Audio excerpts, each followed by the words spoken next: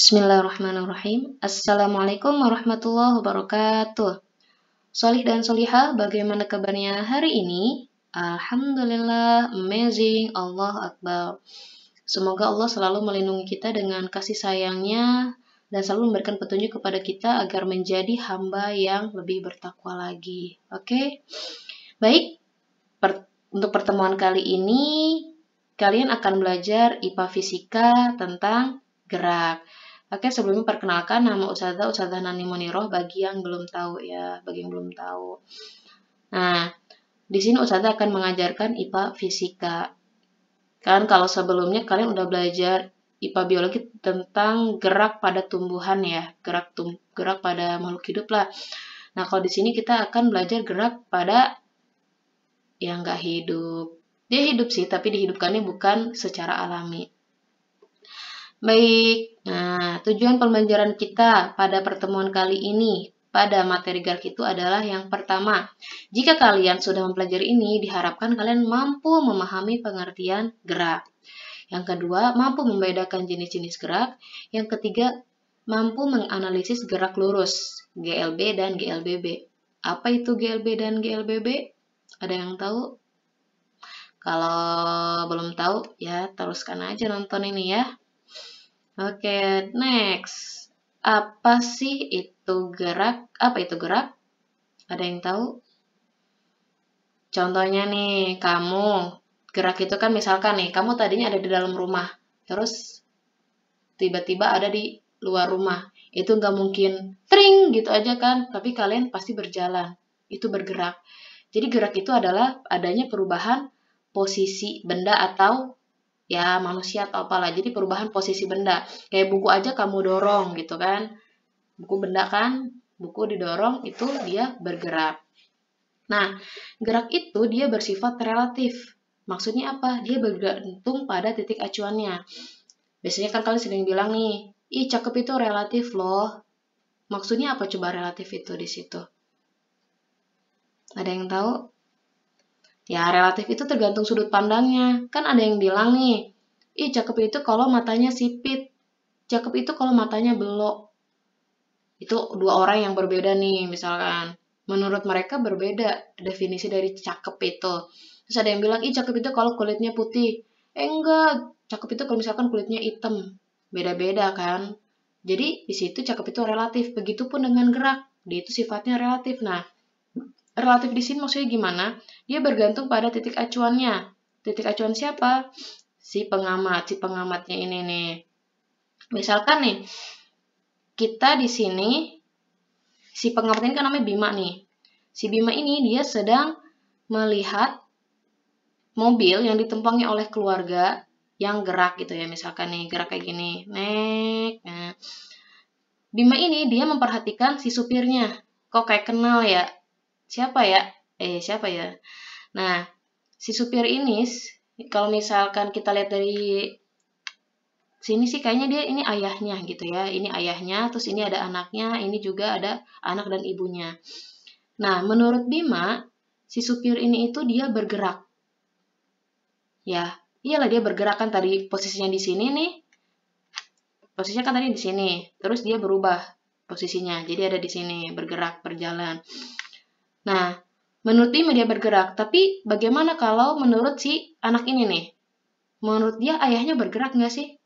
Terus menurut si ibunya, menurut ibunya si ayahnya ini bergerak nggak? Tidak, dia tetap ada di posisinya. Nah, itulah yang dimaksud dengan relatif. Jadi bergantung pada si pengamatnya ya.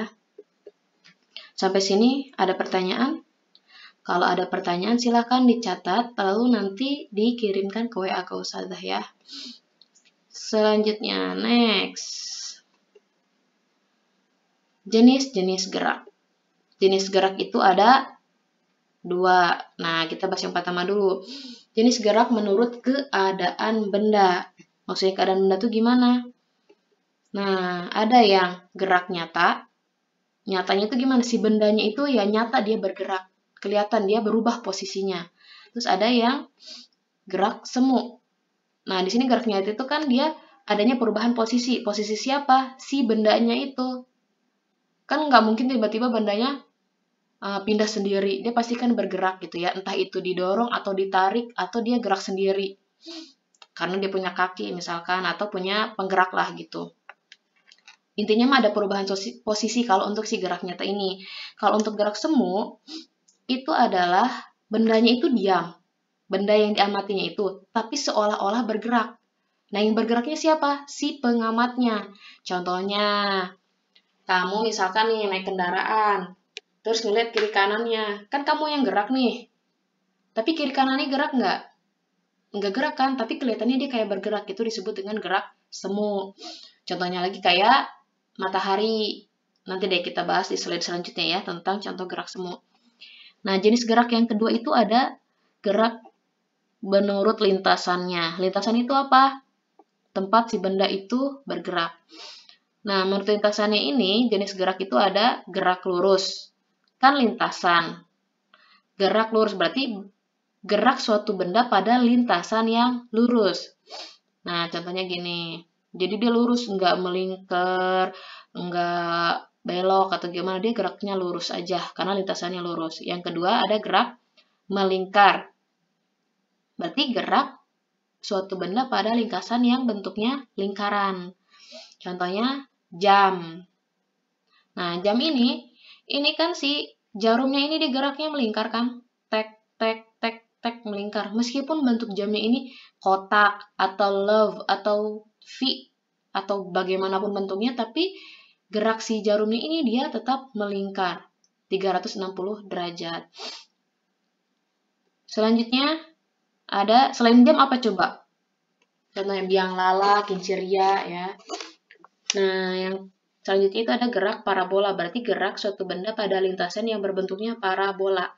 Parabola dibagi nih kita bagi katanya nih jadi para dan bola. Para itu artinya setengah, bola itu artinya lingkaran kan, bentuknya bola aja. Jadi parabola ini setengah bola.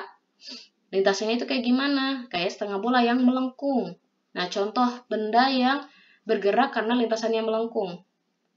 Apa coba? Nah, ini dia. Bola basket yang dilempar ke atas. Pokoknya apapun itu yang dilempar ke atas tapi dia memiliki sudut kemiringan, dia pasti akan berbentuk parabola. Contohnya lagi kayak menendang bola sepak. Tapi nendangnya nggak datar, nendangnya yang melengkung gitu loh. Pertama kan dia pastinya melambung dulu, nanti kan menukik ke bawah. Itu berbentuknya parabola. Apalagi coba. Nah, dipikir-pikir lagi aja ya. Nah, sampai sini ada pertanyaan? Seperti biasa, kalau ada pertanyaan silahkan dicatat di bukunya, lalu nanti kirim ke Ustazah. Nah, lalu ini ada contoh gerak semu. Coba kita lihat YouTube-nya ya.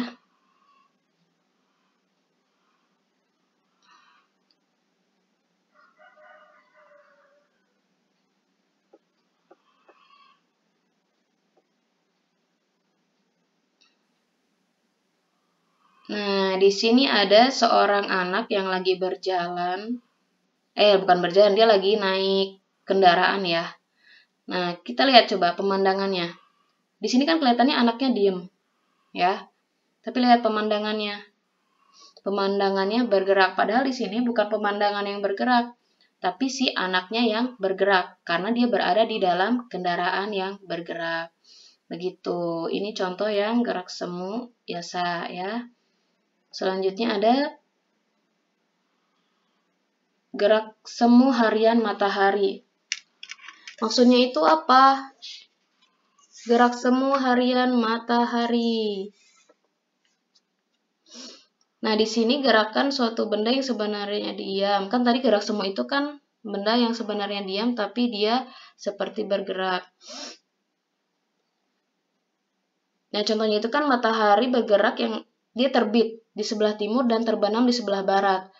Nah, kita ngeliatnya kan kayak gitu. Sebenarnya itu bukan si matahari yang bergerak, tapi kita atau si bumi yang kita pijak itu yang bergerak, yang mengelilingi si matahari. Nah, itu disebut dengan gerak semu harian matahari.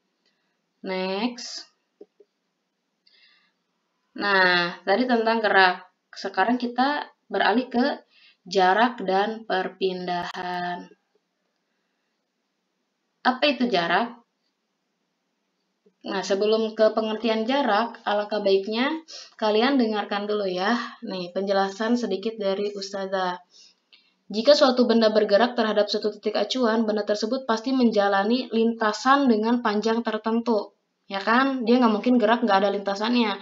Nah, panjang lintasan inilah yang disebut dengan jarak.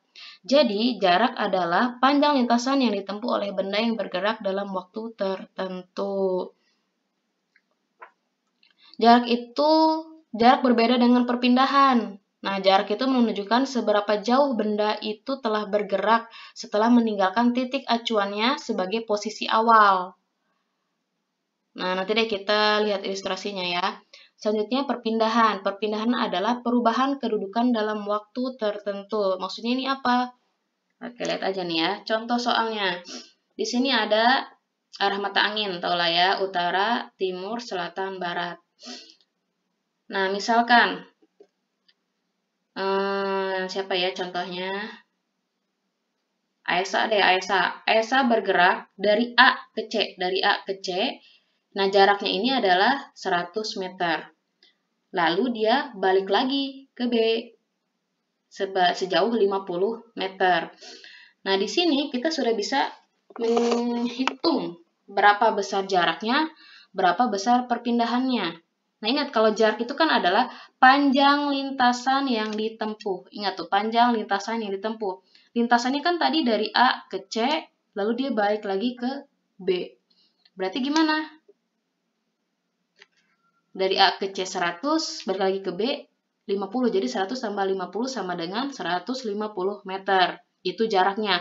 Panjang lintasan yang ditempuh atau yang digunakan oleh Aesa ketika dia bergerak. Selanjutnya kalau perpindahannya gimana? Perpindahan adalah perubahan kedudukan dalam waktu tertentu. Perubahan kedudukan. Nah, kedudukan nih, yang pertamanya kan dia Aesa itu ada di A. Sekarang ada di B. Berarti kita ngitungnya itu hanya dari A ke B aja.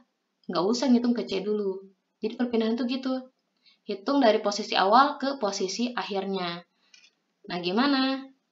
Jadi ya 100 dikurangi 50 kan? Hasilnya berapa? 50 meter ke arah timur. Karena kan ini dari sini ya, ke sini. B ini kan di arah timurnya si A gitu. Nah, di sini bisa kita ketahui kalau jarak itu dia besaran skalar. Maksudnya besaran skalar itu apa? Besaran yang hanya memiliki nilai saja. Jadi nilai doang nih 150 meter. Nah, beda dengan perpindahan. Perpindahan adalah besaran yang memiliki nilai dan arah.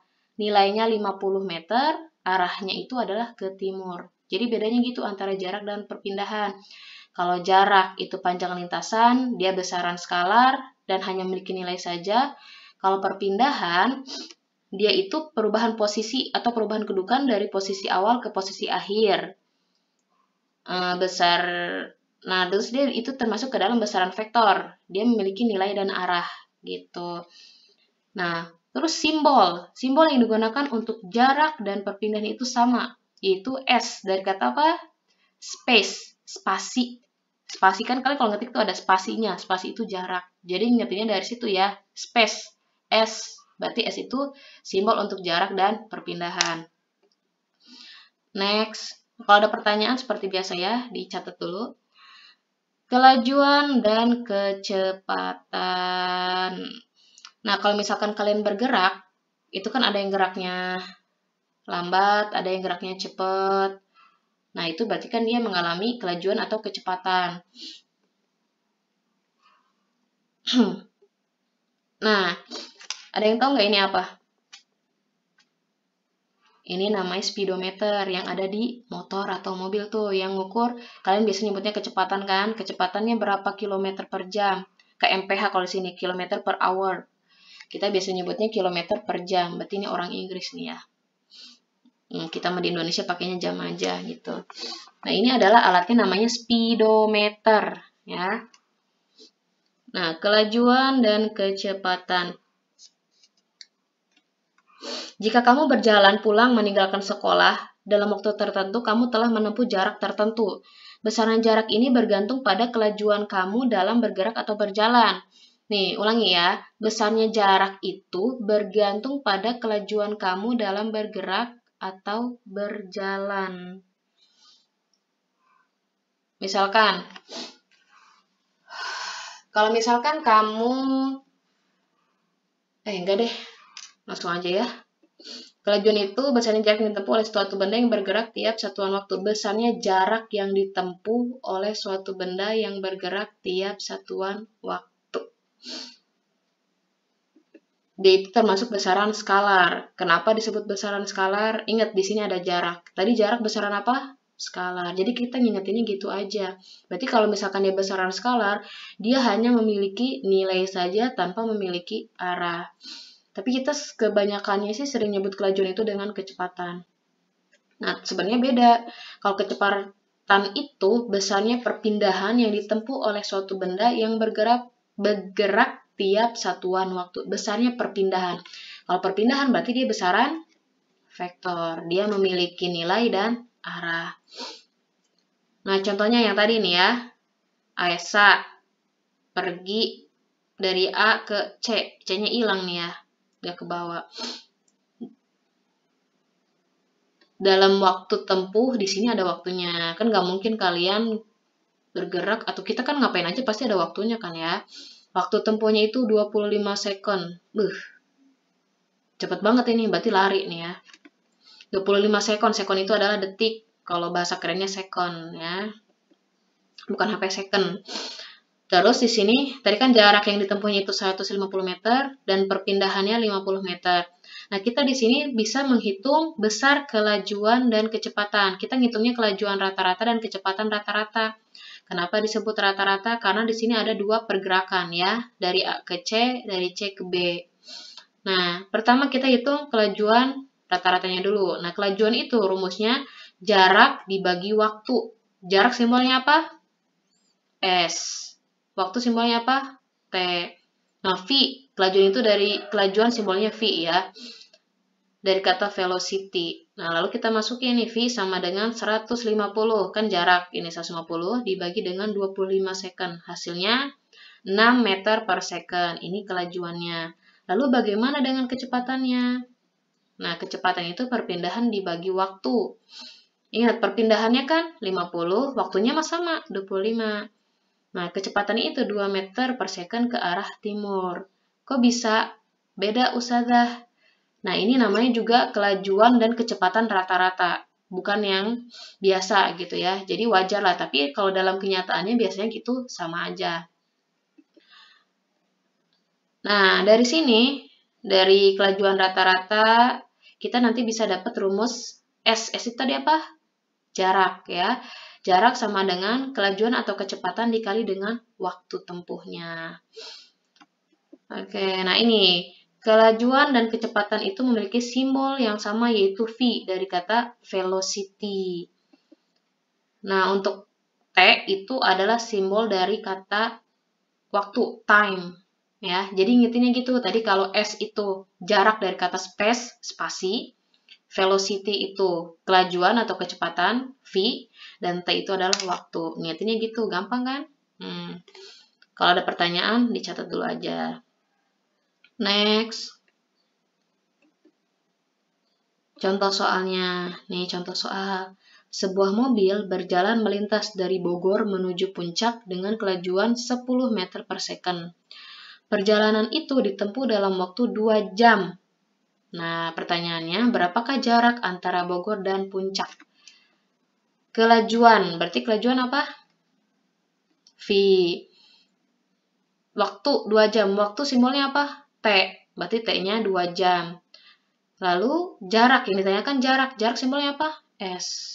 Nah, gini aja deh langsung nih. Diketahui kecepatan atau kelajuannya 10 meter per second, T-nya 2 jam, atau, nah di sini kita ubah dalam bentuk detik atau second. 2 jam itu sama dengan 2 dikali 3.600. Hasilnya 7.200 second. Jadi ubah dalam bentuk detik ya.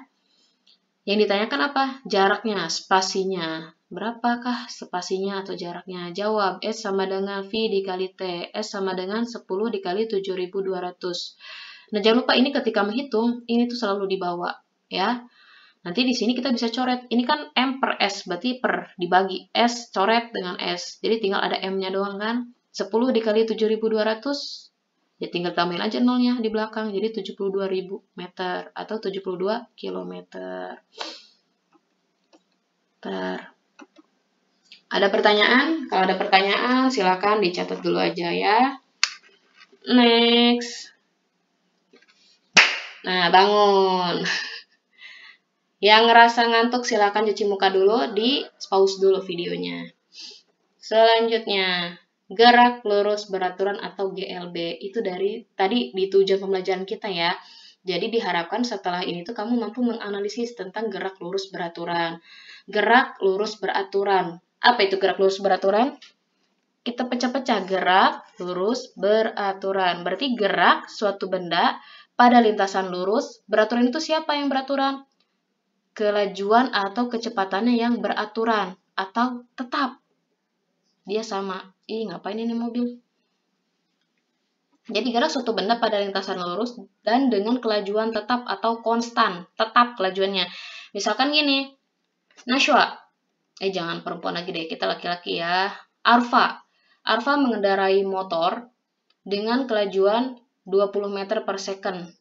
Kalau jalan lurus di jalan lurus itu ya dari Kopmart ke Maja lah ya. Nah, itu dari Kopmart ke Maja, itu kelajuannya misalkan 20, kecepatan kalau 20 meter per second, 20 km per jam. Loh, kilometer per jam sama meter per second sama nggak ya? Beda. Kalian udah belajar tentang, konversi satuan di kelas 7. Dari kilometer ke meter, dari jam ke second. Oh yo, lo harus diingat lagi. Nah, di sini Ustazah pakainya meter per second aja, yang sering kita gunakan nanti dalam soal-soal. Misalkan nih, dari Kopmart ke Maja itu, Arfa mengendarai motor dengan kelajuan tetap 20 meter per second. Itu segitu terus, nggak berubah-berubah, segitu aja. Nah, itu yang dinamakan dengan beraturan. Jadi dia konstan, tidak berubah-ubah. Nah, di sini ada grafiknya, grafik kelajuan terhadap waktu. Nah, di sini, ini kan waktu nih. Jadi, kalau misalkan makin ke sini, kan ini ada 0. Berarti makin ke sini, waktunya makin lama kan. Nah, tapi untuk kecepatannya atau kelajuannya itu dia sama. Lurus aja. Nah, ini sering keluar nih kayak gini nih. Soal-soal kayak gini ya. Grafiknya. Jadi, kalau yang gerak lurus beraturan, itu kecepatannya konstan. Contohnya apa? Tadi yang Arfa itu ya. Seseorang mengendarai mobil atau motor pada lintasan lurus dengan kelajuan yang tetap. Yang kedua, kereta api. Nah, di sini, kamu kan kalau misalkan di kereta api, yang pernah naik kereta api sih ya, itu biasanya bisa berdiri kan? Nggak jatuh atau gimana gitu kan. Kenapa?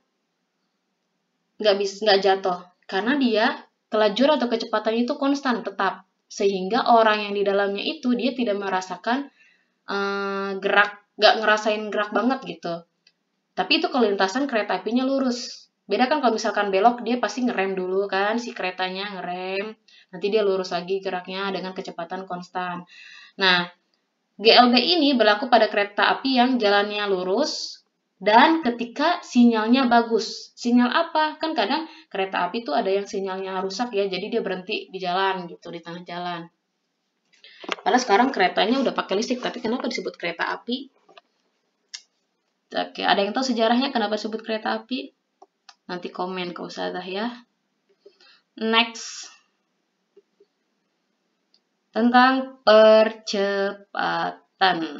Tadi kita udah belajar tentang jarak dan perpindahan, kelajuan dan kecepatan, selanjutnya percepatan. Percepatan itu timbul gara-gara apa sih?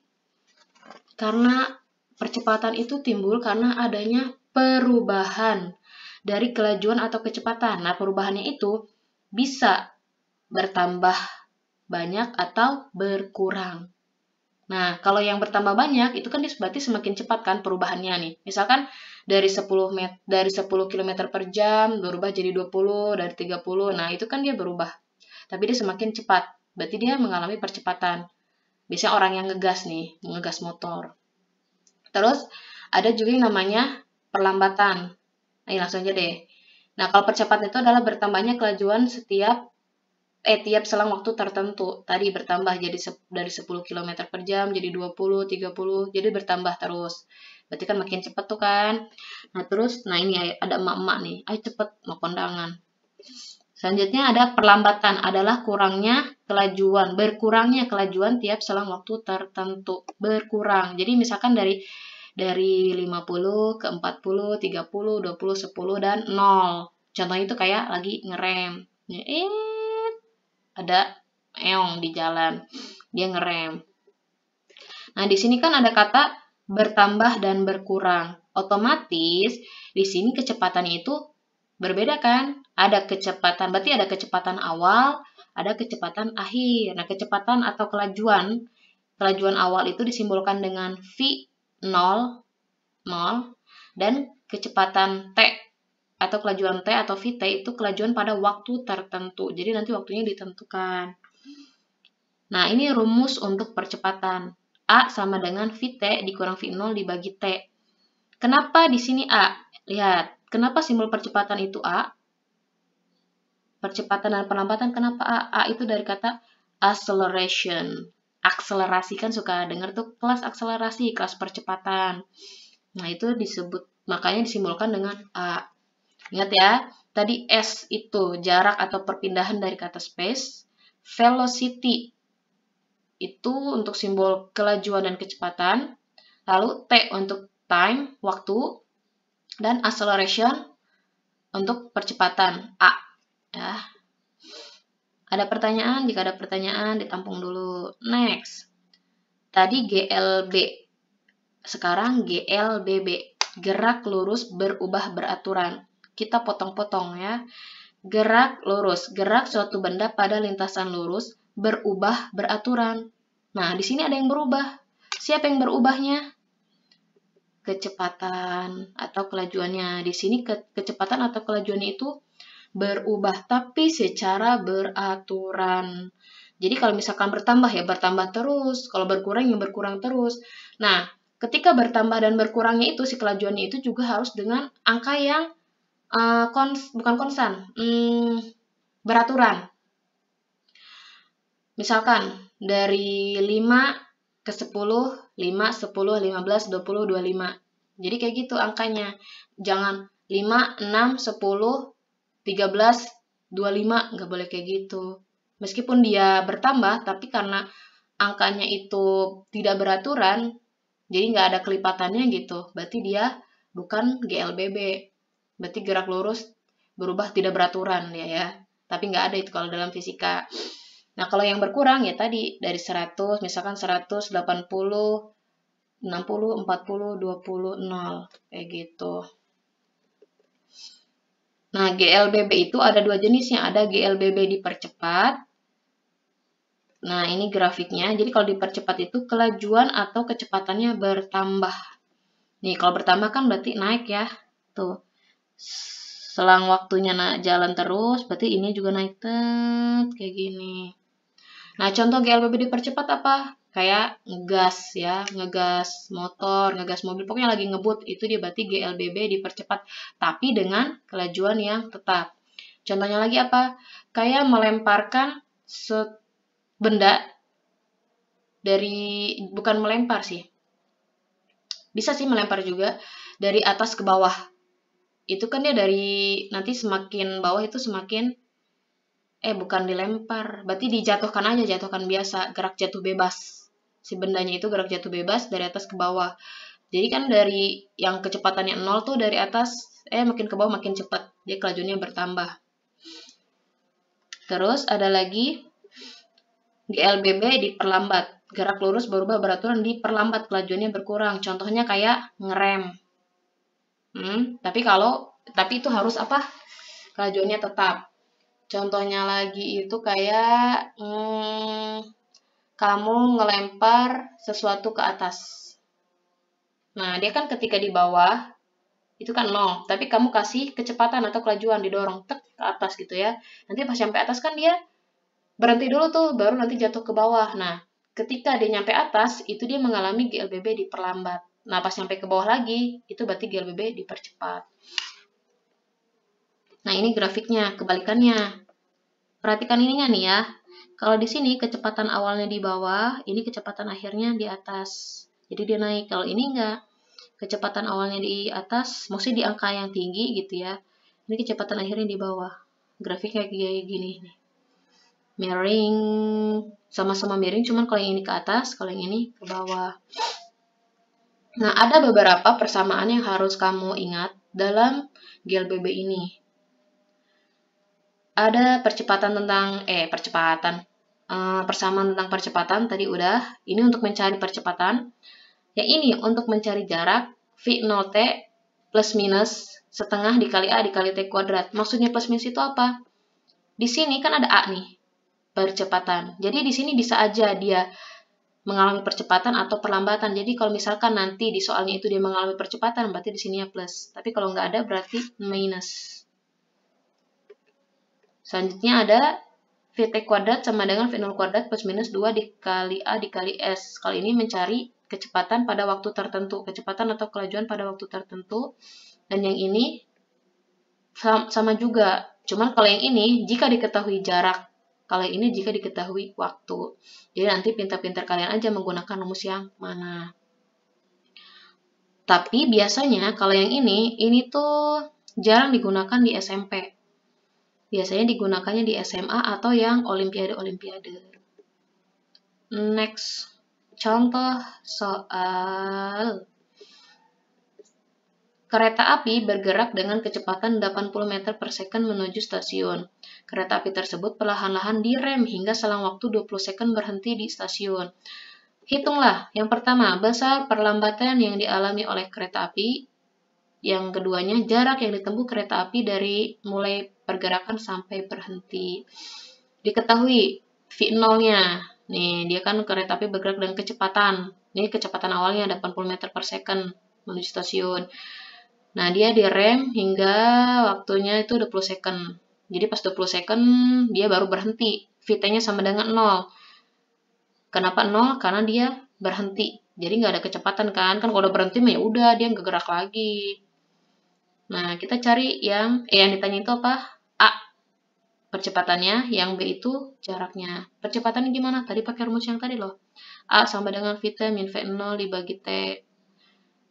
VT-nya 0, V0-nya 80 dibagi 20. Hasilnya minus 4 meter per second kuadrat. Kenapa minus? Karena dia diperlambat, ngerem kan? Selanjutnya, sampai sini paham? Oke, next, yang B, yang cari jarak. Nah, kan tadi kita kenapa nggak menggunakan yang minus? Padahal kan di sini perlambatan. Kita lihat nanti di bawah nih. Nah, jadi minusnya ditaruh di sini nih. Sebenarnya nanti kita bisa naruh minusnya di sini. Nah, tapi nanti di si A-nya itu jangan ada minus lagi kayak gini. Tapi ini nggak apa-apa, sama aja. Pertama kita cari dulu. Ini kan V0-nya 80, T-nya 20, ditambah setengah dikali A perlambatannya minus 4 dikali T kuadrat, 20S kuadrat. Nah, ini kaliin dulu nih. Ini kalau misalkan ada apa sih operator kayak gini nih kan ya. Kalian jangan langsung ini 20 dulu ditambah setengah. Nggak boleh kayak gitu. Tapi satu-satu. Jadi kita kalikan yang ini dulu. Jadi ini ada ruas kiri, ada ruas kanan lah ya gitu. Kalau dalam matematika biasanya gitu kan nyebutnya ruas kiri dan ruas kanan. Nah, yang ini 80 kali 20 itu 1600. S-nya kita coretnya jadi 1600 meter ditambah ini kita kalikan dulu ke sini. Setengah dikali minus 4. Hasilnya minus 2 dikali 20 pangkat 2 berapa? 400. S kuadrat ya. Kan karena dikuadratkan. Ini S kuadratnya kita coret. Terus S sama dengan 1600 ditambah minus 2 dikali 400. Hasilnya minus 800 meter. Nah, S sama dengan 1600 ditambah minus 800. Hasilnya berapa? Yang jawab 2400 kebangetan. Kok minus? Salah hasilnya. Hasilnya harusnya 800. Ini ke bawah ya minusnya, copy paste. Jadi hasilnya 800 meter. Kebangetan lagi Nusada. Oke. Nah, untuk gerak cukup sampai situ aja. Kalau misalkan ada pertanyaan langsung dikirim ke Ustazah lewat WA ya pertanyaannya. The next kita akan belajar tentang force atau gaya. Bukan gaya-gaya kayak gaya bajunya kayak gimana, tapi gaya apa sih? Nah, kalian pelajarin dulu di rumah ya.